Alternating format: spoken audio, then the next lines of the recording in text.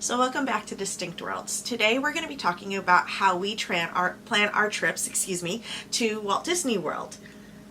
This is going to be broken up into two videos most likely because we do a lot of planning and sometimes there's a lot of research that goes into it.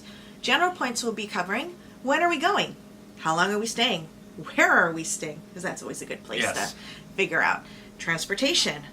Where do we want to eat or not eat? Are there places we're trying to avoid just because he has food preferences and stuff like that?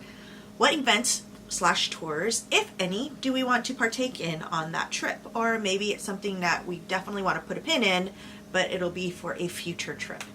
What do we not want to miss, and what do we are okay on missing? Because sometimes we're like, this is going on, but it's brand new, and do we want to deal with the crowds? Can we wait a little bit if we know we're going to be going a few months down the line where it may be less busy? So, shall we move on? Yeah, we shall move on. So let's start with, when are we going? Part of what we're doing is, is there a particular season that we're wanting to be at Walt Disney World? Or an event. For instance, any of the Run Disney events. Or it could be somebody's birthday. Okay, that only happened once. And we're probably not ever going for yours because it's in the middle of summer and that's just not pretty. We'd really rather not go during the summer. Yeah, that's partially because it's the weather, but it's really also the crowds, because all the kids and the families, we have more flexibility with our time, and with kids in school, they don't necessarily get that. And parents often, though not always, will not take their kids out of classes during the school year to go on vacation, unless you're one of my aunts, in which case she did. But she'll also let her school know, hey, we're going on vacation from here to here. What do you want my kid to do or kids to do in that time? Right. Are we going just to have fun? There was a week a couple years ago where we just took and planned it around lounges. There were no real park plans. We did Parks in the morning. And we went on about a ride a day. But really, yes, it was about lounging and just wandering around and not having any. I think the only ADR we had was for Hoop-de-Doo. Seriously. Everything else was, let's see, what time is it? They should be almost 7. Let's go over there. And that's really how it happened. Yeah. Or are we playing the tour guide for someone else within our group? Which is, we've done a couple of times, and we will be doing in a future trip coming up. Yes. So, how long are we going to stay? Always a good question. Because if it was us, we'd stay 2 weeks. At least. Well, maybe more than 2 weeks might get a little old. But definitely, we like the 2 weeks. Yeah. There's, the Run Disneys, we're there usually a Thursday through Tuesday. So it's, 6 days? Yeah, something 5, like 6 that. days.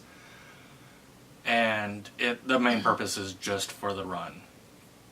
We just got back from Princess Half Marathon Weekend, which was last weekend, and we didn't spend that much time in the parks.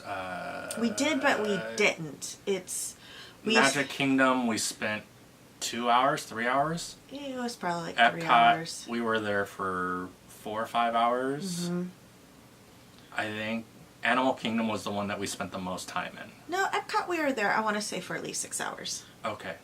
It was about 6 hours. But Animal Kingdom, yeah, we spent the most time in. Most of the day, actually. Because there were 2 days we didn't go into any parks at all. And that was just because of the runs, and at least on one of those days, instead of eating at a park, we ate at one of the resorts for at Cape May for their character breakfast.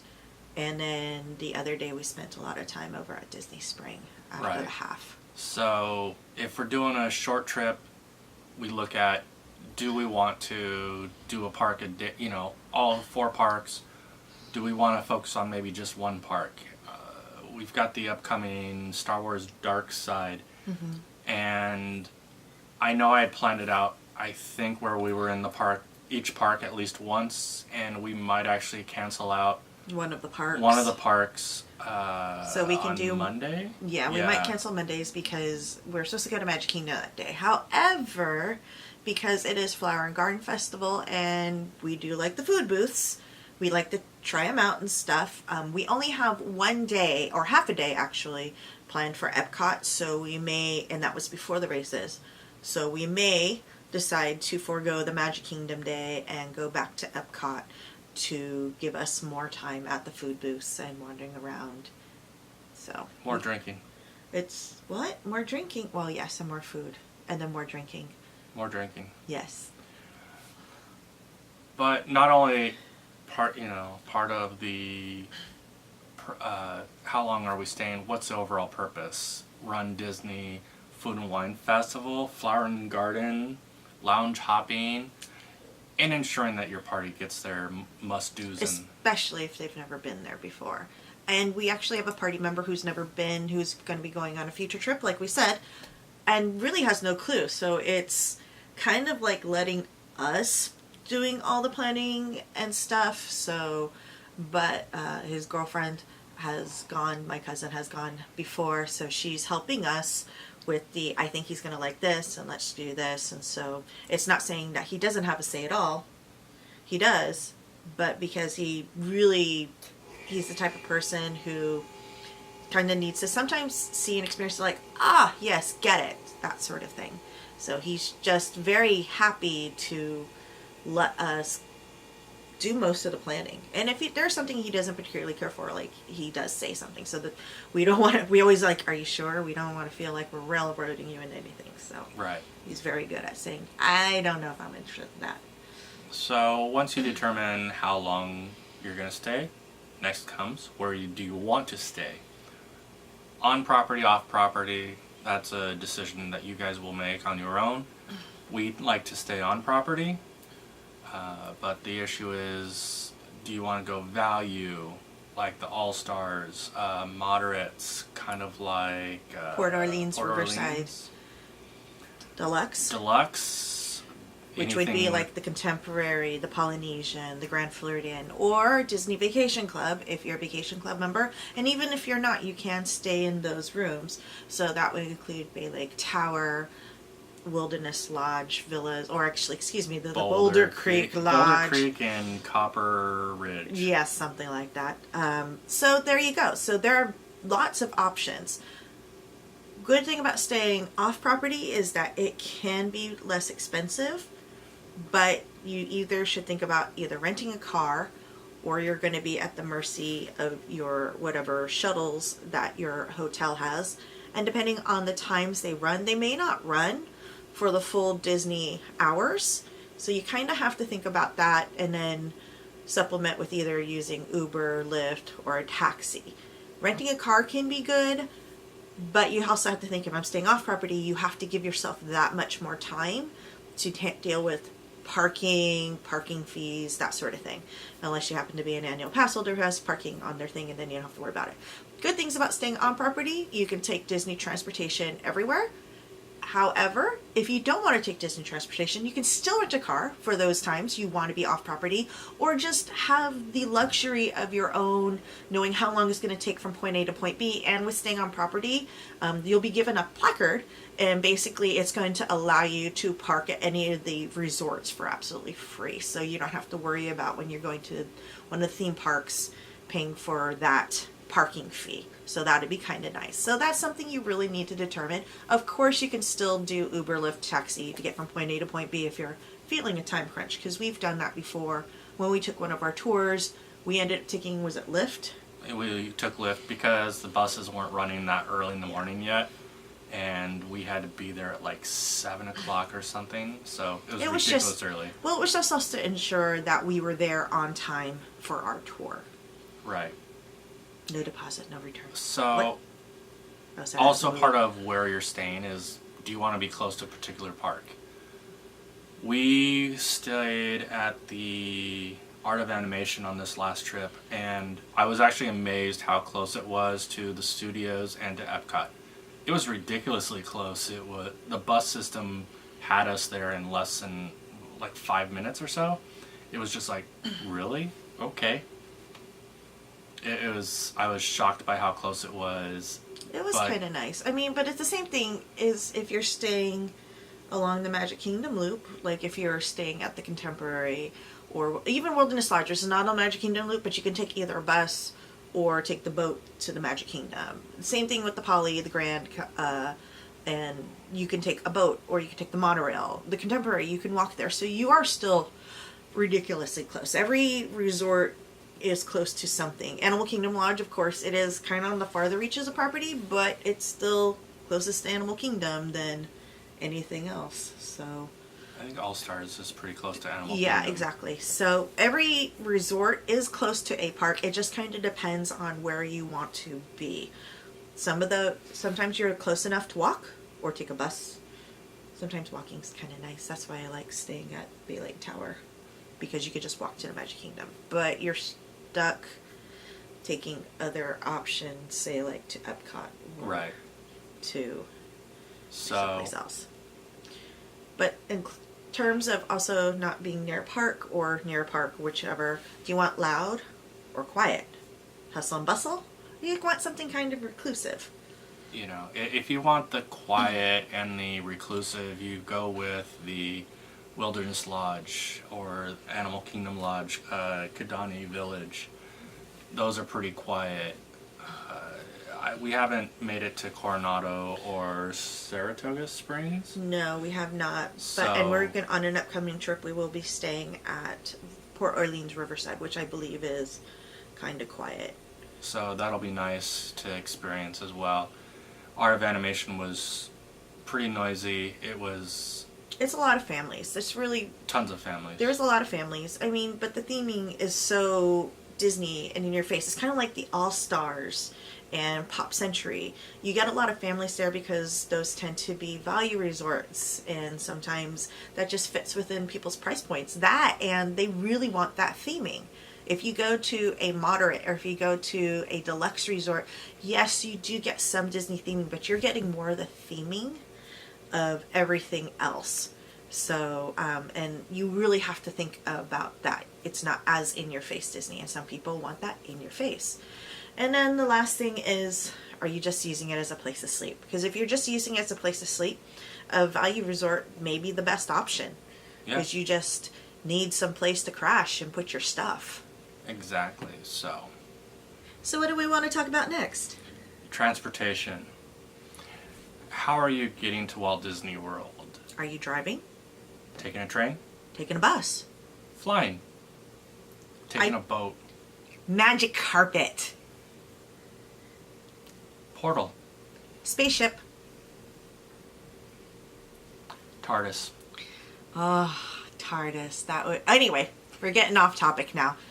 So, we tend to fly because we are coming from the West Coast, and other modes of transportation make it more interesting, but definitely more time consuming. Absolutely. So we tend to avoid those. Though maybe one day we might try an alternative mean of getting there just for funsies when we have lots of time. It's called retirement. Or win the lottery, which we don't play, so therefore it's very difficult to win. So, if you're flying, do you want to do a day flight or a red eye? You know, if you do a red eye, yeah, you're gaining that day, but if you don't sleep on a plane, it makes that day that you gain in the parks kind of interesting. But it may give you an opportunity to know that you're going to make that an early evening, partially to get yourself back onto that time zone. So that could be a good thing. That could be that is your starter day, but that's your ease into everything day. Doesn't mean you can't go into the park. You could definitely go into a park, but you may not be going full tilt. Right.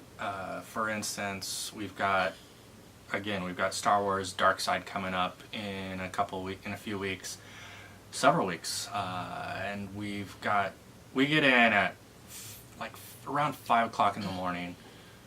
We're going to get to the resort, drop off our stuff, toy around for a little bit, and then head over to Animal Kingdom for breakfast and Breakfast! a fast pass before we have to head over to ESPN Wide World of Sports. Oh no, before we head over to ESPN Wide World of Sports, or we could do it before. I forgot. We are going to be headed over to Balak Tower for this. I can never remember the name of it, but basically it's...